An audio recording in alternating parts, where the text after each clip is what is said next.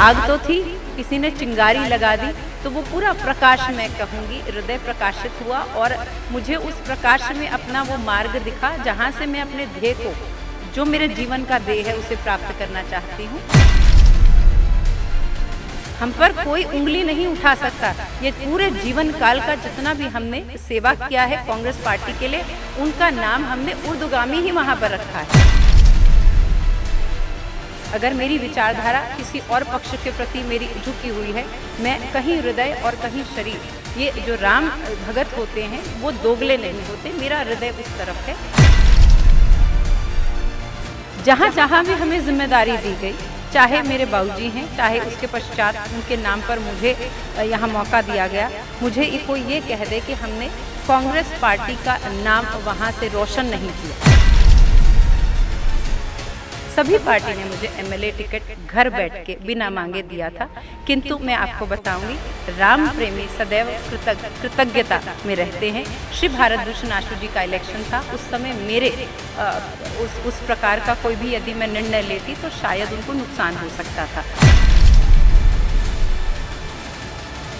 जिस तरह तुसीं जानते हो 2022 ਦੇ ਵਿਧਾਨ ਸਭਾ ਇਲੈਕਸ਼ਨਸ ਤੋਂ ਪਹਿਲਾਂ ਸਿਆਸੀ ਗਲਿਆਰਾਂ ਦੇ ਵਿੱਚ ਕਾਫੀ ਉਥਲ-ਪੁਥਲ ਵੇਖਣ ਨੂੰ ਮਿਲੀ। ਕਈ ਪਾਰਟੀਆਂ ਦੇ ਜਿਹੜੇ ਨੁਮਾਇੰਦੇ ਨੇ ਦੂਸਰੀਆਂ ਪਾਰਟੀਆਂ ਨੂੰ ਜੁਆਇਨ ਕੀਤਾ ਔਰ ਉਸ ਤੋਂ ਬਾਅਦ ਉਹਨਾਂ ਨੇ ਜਿੱਤ ਵੀ ਹਾਸਿਲ ਕੀਤੀ। ਹਾਲਾਂਕਿ 2022 ਦੇ ਵਿਧਾਨ ਸਭਾ ਇਲੈਕਸ਼ਨ ਤੋਂ ਬਾਅਦ ਸ਼ਹਿਰ ਦੇ ਵਿੱਚ ਇੱਕ ਤਾਜ਼ਾ ਜਿਹੜੀ ਹਵਾ ਚੱਲ ਰਹੀ ਹੈ ਸਿਆਸੀ ਗਲਿਆਰਾਂ ਦੇ ਵਿੱਚ, ਇੱਕ ਵਾਰ ਫਿਰ ਤੋਂ ਗਰਮਾਹਟ ਵੇਖਣ ਨੂੰ ਮਿਲ ਰਹੀ ਹੈ। ਲੁਧਿਆਣਾ ਲਾਈਵ ਵੇਖ ਰਹੇ ਤਮਾਮ ਦਰਸ਼ਕਾਂ ਦਾ ਸਵਾਗਤ ਹੈ। ਤੁਸੀਂ ਜਾਣਦੇ ਹੋ ਕਿ ਪਿਛਲੇ ਦਿਨ ਇੱਕ ਛੋਟੇ ਜਿਹੇ ਇੰਸੀਡੈਂਟ ਨੇ, ਪੋਲੀਟੀਕਲ ਇੰਸੀਡੈਂਟ, ਜੋ ਕਿ ਧਾਰਮਿਕ ਪ੍ਰੋਗਰਾਮ ਦੇ ਵਿੱਚ ਇੱਕ ਇੰਸੀਡੈਂਟ ਵੇਖਣ ਨੂੰ ਮਿਲਿਆ। ਉਸ ਤੋਂ ਬਾਅਦ ਜਿਹੜੇ ਸਿਆਸੀ ਗਲਿਆਰਿਆਂ ਦੇ ਵਿੱਚ ਇੱਕ ਵਾਰ ਫਿਰ ਤੋਂ ਗਰਮਾਹਟ ਵੇਖਣ ਨੂੰ ਮਿਲ ਰਹੀ ਹੈ। ਹਾਲਾਂਕਿ ਕਾਰਪੋਰੇਸ਼ਨ ਇਲੈਕਸ਼ਨ ਵੀ ਨਜ਼ਦੀਕ ਨੇ ਔਰ ਉਹਨਾਂ ਦੇ ਮੱਦੇਨਜ਼ਰ ਜਿਹੜੇ ਸਿਆਸੀ ਲੋਕ ਨੇ ਜਾਂ ਸਿਆਸੀ ਗਲਿਆਰਿਆਂ ਦੇ ਵਿੱਚ ਇਸ ਇੰਸੀਡੈਂਟ ਨੂੰ ਕਿਸ ਤਰ੍ਹਾਂ ਦੇਖਦੇ ਨੇ ਉਹ ਵੀ ਤੁਹਾਨੂੰ ਦੱਸਾਂਗੇ। ਫਿਲਹਾਲ ਅਸੀਂ ਮੌਜੂਦ ਹਾਂ ਵਾਰਡ ਨੰਬਰ 81 ਤੋਂ ਕਾਉਂਸਲਰ ਮੈਡਮ ਰਾਸ਼ੀ ਅਗਰਵਾਲ ਜੀ ਦੇ ਕੋਲ ਔਰ ਰਾਸ਼ੀ ਜੀ ਸਾਡੇ ਨਾਲ ਮੌਜੂਦ ਨੇ। ਹਾਲਾਂਕਿ ਰਾਸ਼ੀ ਜੀ ਹੀ ਇੱਕ ਧਾਰਮਿਕ ਪ੍ਰੋਗਰਾਮ ਵਿੱਚ ਜਾਂਦੇ ਨੇ, ਜਿਸ ਤੋਂ ਬਾਅਦ ਉਹਨਾਂ ਦੇ ਬਿਆਨ ਤੋਂ ਬਾਅਦ ਇੱਕ ਨਵੀਂ ਹੈ ਜਿਹੜੀ ਸਿਆਸੀ ਚਰਚਾ ਵੇਖਣ ਨੂੰ ਮਿਲਦੀ ਹੈ। ਮੈਮ ਸਵਾਗਤ ਹੈ ਤੁਹਾਡਾ। ਬਹੁਤ ਬਹੁਤ ਧੰਨਵਾਦ। ਰਾਮ ਰਾਮ ਪ੍ਰਣਾਮ। ਰਾਮ ਰਾਮ ਜੀ। ਤੁਸੀਂ ਇੱਕ ਧਾਰਮਿਕ ਪ੍ਰੋਗਰਾਮ ਦੇ ਵਿੱਚ ਜਾਂਦੇ ਹੋ ਅਤੇ ਇੱਕੋ ਦਮ ਪਾਰਟੀ ਨੂੰ ਅਲਵਿਦਾ ਕਹਿ ਦਿੰਦੇ ਹੋ, ਕਾਂਗਰਸ ਨੂੰ, ਔਰ ਜਦ ਕਿ ਦੂਸਰੀ ਪਾਰਟੀ ਦੀ ਪਲਾਨ ਹੋ ਚੁੱਕੀ ਹੈ ਤੁਹਾਡੀ, ਕਿਹੜੀ ਪਾर्टी ज्वाइन करने जा रहे हो? भाई इसे आप राजनीति से ना, इसे उस आधार से मत इसका आंकलन कीजिएगा। राजनीतिक व्यक्ति भी एक भीतर से एक सामान्य व्यक्ति है और उसका कोई ना कोई आराध्य होता है। तो आराध्य की जब समक्ष बात हो रही हो और आपका जिनके प्रति समर्पण हो, उस समर्पण भाव को यदि वही है कि आग तो थी, किसी ने चिंगारी लगा दी, तो वो पूरा प्रकाश मैं कहूँगी हृदय प्रकाशित हुआ और मुझे उस प्रकाश में अपना वो मार्ग दिखा जहाँ से मैं अपने ध्येय को, जो मेरे जीवन का ध्येय है, उसे प्राप्त करना चाहती हूँ। तो वो वहाँ पर मैं समझती हूँ कि वहाँ पर वो प्रादुर्भाव हुआ उस भाव का, और वहाँ जिस प्रकार से भी सारा घटनाक्रम हुआ आप जानते हैं, परम कल्याणकारी और परम मैं कहूँगी सफलतम इस पूरे घटनाक्रम का जो हमारा फल है वो आप सभी के समक्ष है। राशि जी, आपने एकदम से डिसाइड कैसे कर लिया? पहले से प्लानिंग चल रही थी या एकदम से आपने अनाउंस कर दिया कि हाँ जी कांग्रेस तो अलविदा और मे बी हम लोग कोई और पार्टी ज्वाइन करने जा रहे हैं? नहीं भाई, पूर्व निर्धारित कुछ भी नहीं था। बहुत ही आदरणीय श्यामचरण सोसाइटी के हमारे भूषण गोरा जी, उनका मुझे संदेश आया कि हम चाहते हैं श्री कन्हैया मित्तल जी के, आप उनके जब वो आगमन पर आप स्वागत के समय 2 शब्द बोल दीजिएगा। तो ये विधना मैं समझती हूँ कि कुछ परमात्मा ने ही इस प्रकार से विधना को शायद इस प्रकार का घटा था। तो वो 2 शब्द नहीं तो आप जानते हैं समूचा लुधियाना विशिष्ट अति विशिष्ट वहाँ पर सम्मानित हमारे राजनीतिक क्षेत्र के धार्मिक सभी वहाँ उपस्थित थे। केवल मैं ही वहाँ मंच पर उस दिन क्यों मैं वहाँ पर बैठी थी और कुछ इस प्रकार से उनकी एक भजन माधुरी भी है और जब कोई राम का नाम लेता है तो मुझे वह स्वयं वो हनुमान के ही रूप लगते हैं। तो मुझे ही लगा, यही वहाँ पर आभास हुआ कि ये श्री हनुमान जी हैं कि जिनके आदेश पर, जिनके सहज प्रयास में मेरे भीतर जो राम लहरी है और जिस क्षेत्र में मैं काम करना चाहती हूँ, जिस विचारधारा के प्रति मेरा हृदय समर्पित है, मुझे उस दिशा में काम करना है। तो ये सब कुछ वहाँ पर अनायास ही प्रभु कृपा से वहाँ पर ये सारा घटनाक्रम वहाँ उसने जगह ली। एक काफ़ी लंबा एक्सपीरियंस भी है और अग्रवाल परिवार का एक काफ़ी लंबा रिलेशन भी है। कम से कम 4 बार तो अग्रवाल साहब खुद हेमराज जी, बहू हेमराज जी खुद काउंसलर रह चुके हैं। और मेरे को याद है 2017 के विधानसभा इलेक्शन से पहले ये बात भी सुनने को मिल रही थी कि बाबू जी मेयर की पोजीशन में आने वाले हैं, लेकिन उस टाइम सर्कमस्टेंसेस कुछ अलग हुए, पार्टी से एकदम बाहर भी आए, फिर इन हुए और उसके बाद आपकी एंट्री होती है। एक छोटे से स्पैन के अंदर काफ़ी नाम है जो आपने कमाया।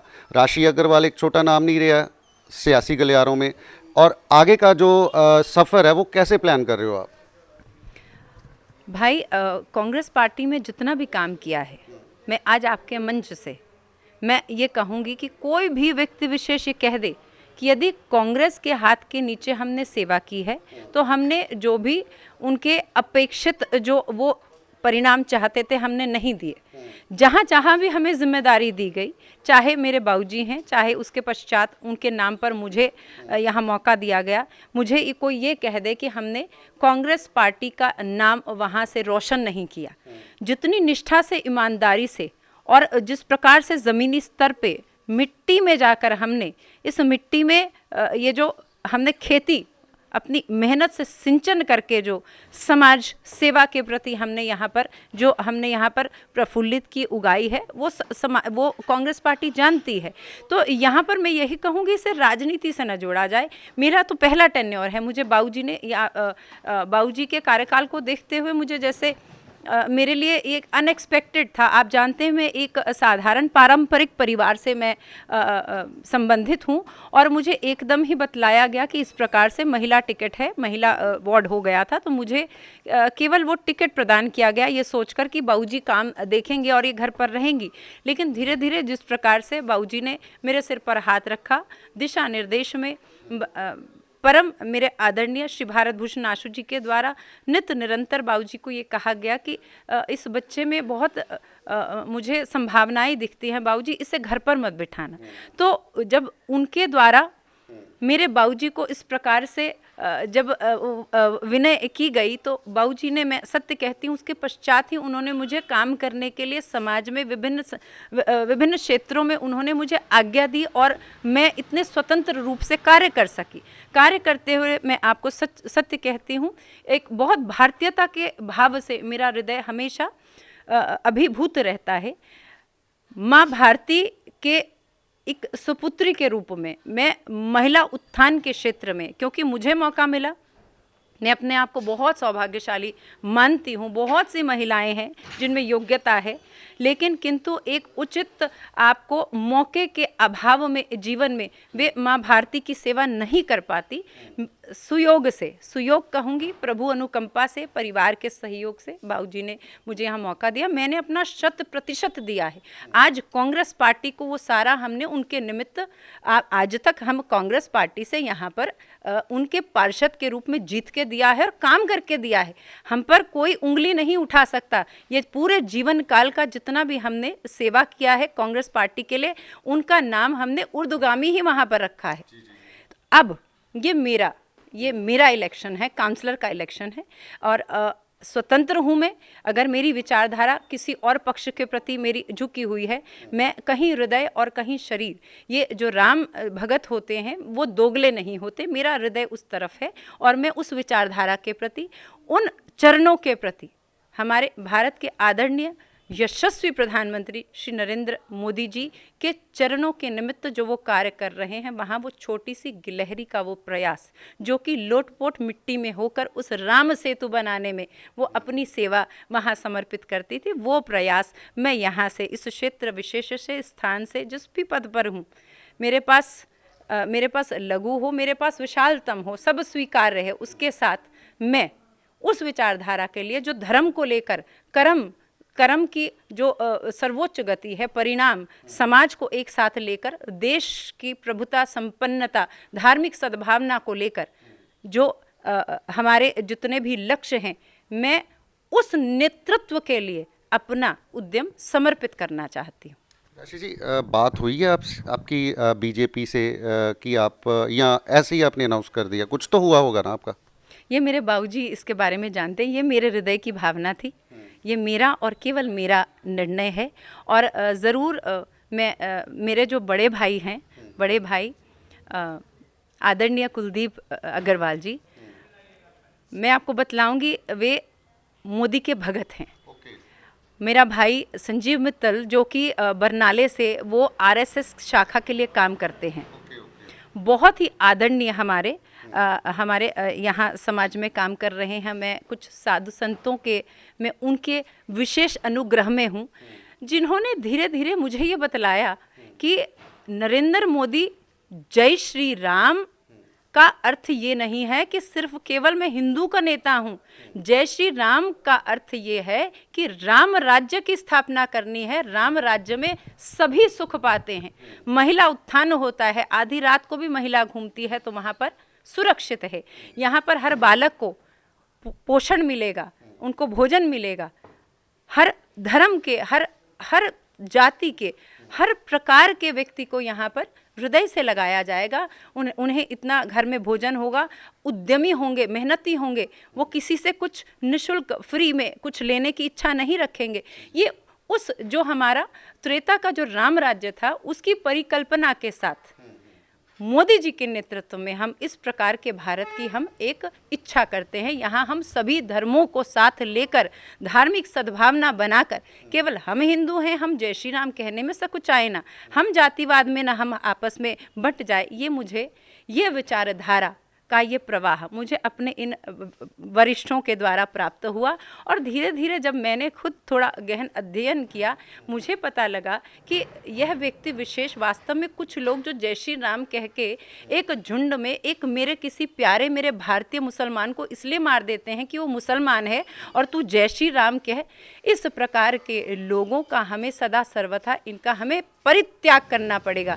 ये हमें जो सही राम के भक्त हैं, हमें उठ खड़ा होना होगा। और ये सौहार्द की भावना हर उस व्यक्ति जो अपने गुरु में विश्वास रखता है, अपने यीशु में विश्वास रखता है, अपने अल्लाह में विश्वास रखता है, उठ खड़ा हो, क्योंकि ये प्रेम से हम इस देश को, हम प्रेम से इसकी चारों दिशाएं हमने संगठित करनी है, सुरक्षित करनी है। हमने आपस में यहाँ पर लड़ाई करके, धर्म के नाम पे विवाद यहाँ पर करके, जो ये छोटी ओछी राजनीति दरार की करना चाहते हैं, उन्हें हमें समूल उनका नष्ट हो जाए। इसलिए ज़रूरी है कि सच्चे राम प्रेमी आगे आए। राशि जी, आपने अपने टाइम में अभी पीछे रेन हार्वेस्टिंग सिस्टम को लॉन्च किया अपने वार्ड में। काफ़ी ऐसे प्रोजेक्ट्स हैं जो आपने फर्स्ट फेज़ में हमें देखने को मिले। अदरवाइज़ काउंसलर्स के ज़्यादातर जो काम देखने को मिलते हैं, या तो सीवरेज की दिक्कत में होते हैं, सीवरेज की प्रॉब्लम होगी, सड़क की होगी, या उस तरह की और काफ़ी प्रॉब्लम्स हैं। पहली बार देखा कि कोई काउंसलर ऐसा इनिशिएटिव ले रहा है। आगे आने वाली लाइफ में क्या कुछ देखने को मिल सकता है लुधियाना निवासियों को, आपके वार्ड निवासियों को? बहुत बहुत धन्यवाद भैया। आज मेरे 5 साल के कार्यकाल के बाद एक महिला पार्षद, एक नव आगंतुक राजनीतिक क्षेत्र में आकर, यदि बुढ़ा दरिया जो आज यहाँ का एक रोग बन गया है, पूरे 900 मीटर स्ट्रेच को जिस प्रकार से मैंने वहाँ पर एक ग्रीन बेल्ट बनाई, आज भी मैं, चाहे हमारी सरकार हो या कोई और सरकार थी, सभी के लिए वहाँ पर एक प्रेरणा स्रोत के रूप में आप देखेंगे कि वो कार्य हुआ वहाँ पर। ये बड़ा उद्यम है। ये आपको इस धरती से प्रेम करना होगा, इस धरती के उत्थान के लिए आपको वो श्रम करना होगा, तब जाके इस प्रकार के परिणाम आते हैं।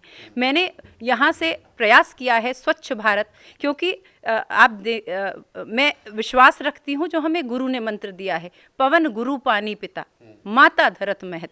ये हमें गुरु की वाणी, लोग कहते हैं धर्म की राजनीति न करो, अरे आप अपने विवेक को इतना जागृत करो, ये प्रकाश भीतर लाओ। यदि धर्म को मूल में रखोगे तभी राजनीति कर पाओगे, जिसके द्वारा आप लोगों के हृदय में राज कर पाओगे। हृदय में राज कैसे करोगे? जब उत्थान यहाँ के, हम अपने बच्चों को कल न स्वच्छ हवा दे पाएंगे, न स्वच्छ ज़मीन दे सकेंगे, न ज़मीन ही न जल ही उन्हें दे पाएंगे। किस तरह से हम अपने भावी भविष्य के लिए क्या छोड़ के जा रहे हैं? तो विशिष्ट पर्यावरण के क्षेत्र में, उसमें चाहे हमारा जल है, हमारा थल है, हमारी वायु है, तीनों के क्षेत्र में मैंने कार्य किया है।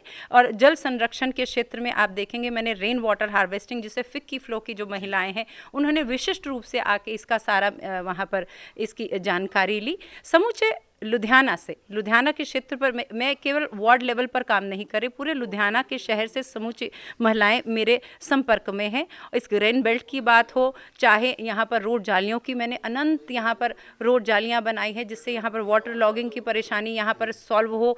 उसके पश्चात हमने चाहे इंटरलॉक टाइल, कोशिश मेरी रही, हम हेबोवाल जैसी जगह जहाँ छोटी छोटी गलियां हैं, प्रयास इसके पीछे था कि ब्रॉडन कर सके। लड़ाई होती थी, झगड़ा होता था, लोग गाड़ी लगा के निकाल नहीं पाते थे, खूब साथ दिया लोगों ने, अपनी थड़ियाँ तुड़वाई, जो इंक्रोच किया हुआ था उसको हटवा के आज आप देखेंगे कि लोग यहाँ आते हैं तो एक मेरा केवल वार्ड नंबर 81 है, ऐसा लगता है जैसे किचलू नगर का कोई इलाका है। तो रेन वाटर हार्वेस्टिंग हो, इंटरलॉक टाइल्स है, जैसे हमारा बुढ़ा दरिया पे ये काम हुआ है। इस प्रकार कोरोना के टाइम में 10,000 से अधिक लोगों को जिस प्रकार से वैक्सीनेट किया गया, अपने आप में किसी वार्ड विशेष से एक विशेष ये एक उपलब्धि है मैं कहूँगी। सेवा के क्षेत्र में चाहे जन जन तक उस समय राशन भिजवाना हो, हमें सरकार से मिला न मिला, बाबूजी की साथ पाकर हमने कोशिश की है कि वार्ड में जो एकदम ही इस प्रकार का निर्णय हुआ, सब बंद हो गया, घर घर तक लोगों को राशन पहुंचाया गया, उस विषम परिस्थिति में जितना कर सकते थे। और आज उसी का एक आशीर्वाद मैं कहूँगी कि इस प्रकार से ये सारा घटनाक्रम हुआ, प्रभु की कृपा में, प्रभु के प्रसाद में। जो मैंने सेवा यदि आप निष्ठा से करते हैं तो परिणाम प्रभु देते हैं। कोई व्यक्ति विशेष के हाथ में आपके लिए परिणाम निहित नहीं है। कोई एमएलए, कोई एमपी, मुझे बतला दीजिए क्या अपने कार्यकाल के बिल्कुल नवीन वर्षों में क्या अंतर्राष्ट्रीय स्तर की ख्याति पा सकता है? आज ये प्रभु कृपा है कि मेरी वो वायरल हुई वीडियो, मुझे जर्मनी से कॉल आए, मेरे कुछ रिलेटिव्स हैं जर्मनी से, कनाडा से, मुझे बाहर पूरे समूचे विश्व स्तर पे कौन सी पदवी मुझे आप दे देंगे जिससे मैं आज इस प्रकार का कोई इतना साफ सुथरा और कृपामयी, जो मुझे आज ये प्यार, ये उत्थान का समय है भाई। सभी को कहूँगी यदि शुचिता दिल में रखते हुए यदि आप काम करेंगे तो परिणाम किसी व्यक्ति विशेष के हाथ में नहीं है, किसी के भी हाथ में नहीं है। आप सच्चाई से काम करें, आपके काम की शंखनाद समूचे चारों दिशाओं में वो परमात्मा करेगा। राशि जी, जब आपने अपना पॉलिटिकल कैरियर स्टार्ट किया तो जैसे आपने बोला कि जैसे बहू जी का ऑर्डर था या जैसे पिताश्री का ऑर्डर था, हमने फॉलो किया, तो क्या आने वाले टाइम में ये देखा जाएगा, क्योंकि अभी तो ऐसे लग रहा है ना कि आप बाबू जी को फॉलो कर रहे हैं, तो आने वाले टाइम में ऐसा लग रहा है कि बाबू जी आपको फॉलो करेंगे? मेरे भारत की संस्कृति है, उदार संस्कृति है। जब पुत्र समान हो जाता है तो वो मित्र हो जाता है, ये हमारे भारतीय संस्कृति है। तो जब उनको लगता है कि मेरी पुत्री घर से बाहर जब कदम बाहर निकाल रही है तो वो शीश पे हाथ रखते हैं, वो आश्रय देते हैं, वो आशीष देते हैं। ये भारत की धरती की ही महिमा है, यहाँ का हमारा संस्कार है। तो मैं उसी में मेरा पालन पोषण हुआ है और इसी में मैं आपको कहूँगी उन्हीं के आशीर्वाद, उनके दिशा निर्देश में उन्होंने आजीवन ये जो सेवा और ये धर्म संचय की ये जो उन्होंने ये जो कमाई की है, ये वास्तव में मुझे फलित होने वाली है उन्हीं की कृपा से। अच्छा, एक चीज़ और भी है, बाहर तो ये चर्चा चल रही है कि आम आदमी पार्टी के साथ बहू हेमराव जी अग्रवाल जी के काफ़ी अच्छे संबंध है, तो जाने वाले उधर थे, लेकिन बात जो चल रही है बीजेपी की चल रही है।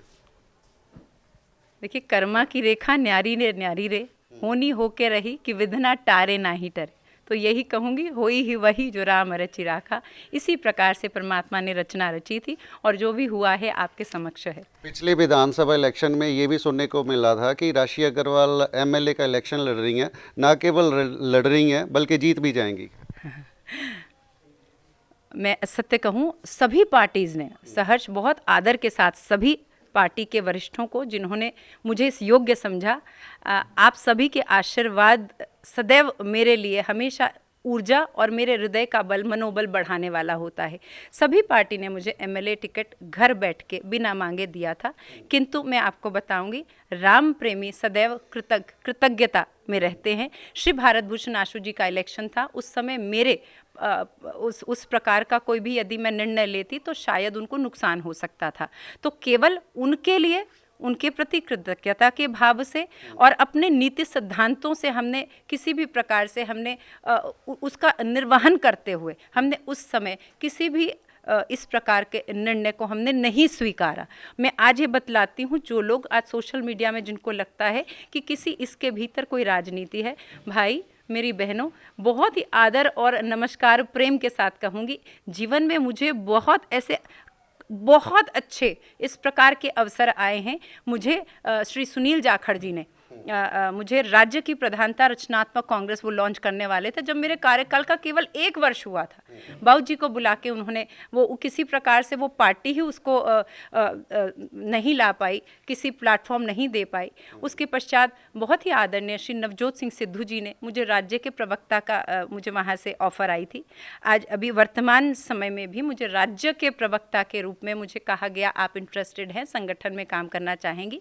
मेरे हृदय में, मैं आपको सत्य कहती हूँ, मेरे हृदय में ये था, मैंने बाबूजी को भी बोला है और ये श्री भारत भूषण आशु जी भी जानते हैं कि मेरा रुझान बीजेपी की ओर है। ये मैं आपके सिर्फ इलेक्शंस तक यहाँ पर हूँ, उसके बाद आप आशीष कृपा कीजिएगा, मैं बीजेपी में चली जाऊँगी।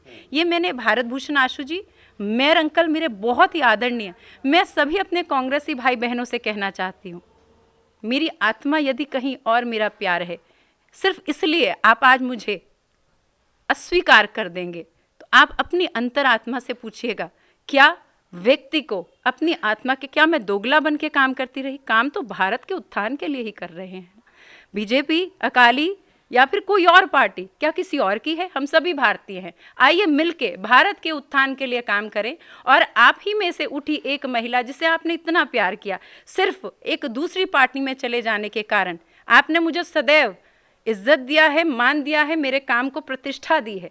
आज पार्टी बदलने के कारण आप बिल्कुल उसके, आज आप उसकी नकारात्मक बातें कहेंगे तो मैं समझती हूँ ये भारतीय धरा की ये सिद्धांत नीति के बिल्कुल विपरीत है। जैसे आपने बोला कि बीजेपी में जाने का तो सबसे पहले अंदर से बात चल पड़ी थी, प्लानिंग हो चुकी थी, है ना, रिएक्शन लेट आया। अच्छा, आपने जो धार्मिक स्टेज से अनाउंस किया, जो राम को लाए हैं हम उनको लाएंगे, लेकिन एक चीज़ पंजाब की डिस्कस करना चाहता हूँ आपके साथ। जो पंजाब के मौजूदा हालात हैं वो यूपी की वो शेप में नज़र आ रहे हैं। आज क्राइम इतना बढ़ चुका है, महिलाएं अकेले घूमने के लिए डर रही हैं। पहले ये होता था कि स्नैचिंग होती थी, लूटखो होती थी, लेकिन अब तो थप्पड़ मार के व्हीकल बच्चों से छीन लिए जाते हैं। वो वाला यूपी चाहिए, राम राज्य चाहिए? कौन सा राम राज्य चाहिए? क्योंकि क्राइम तो यहाँ पे दिन प्रतिदिन बढ़ रहा है। ये असुरक्षा की भावना आज पंजाब के स्थान स्थान में है और एक ये बहुत बड़ा मुख्य कारण है कि मैं चाहती हूँ कि हमारे यहाँ पर एक ऐसा नेतृत्व हो जो बलिष्ठ हो, जो योग्य हो, जो भारत की सीमाओं को अपनी दृढ़ता से इसे सुरक्षित कर सके। मैं ऐसा विश्वास केवल हमारे आदरणीय यशस्वी प्रधानमंत्री श्री नरेंद्र मोदी जी में देखती हूँ और यही कारण है कि मेरा इस समय मेरा जितना भी परिश्रम है मैं उनके श्री चरणों में समर्पित कर रही हूँ। लुधियाना निवासियों के लिए, महिलाओं के लिए क्या मैसेज आपकी तरफ से? सारे जहां से प्यारी मेरे भारत की नारी, विश्वास रखिए, प्राची में लालिमा देखो है छा रही, तम को मिटा रही। जब सूर्य उदय होता है तो अंधकार अपने आप नष्ट हो जाता है। जो आप अपने हृदय के भीतर जितनी शुचिता, जितनी संभावना, उसको शुचिता के साथ यदि आप उसको महसूस करते हैं तो कदम आगे बढ़ाइए। अपने संस्कारों को अपने आंचल के साथ बांधकर इस धरती के जो सिद्धांत हैं उनको मूल में रखते हुए माँ भारती की यदि सेवा के लिए आप आएंगी तो ये पुनर्निर्माण की ये जो गंगा है यहाँ से बह निकली है, ये मेरे समूचे भारत राष्ट्र में महिलाओं के नव उत्थान के लिए एक नए सूर्य का एक संदेश लेकर आएगी। जय हिंद, जय Bharat. Thank you so much ma'am.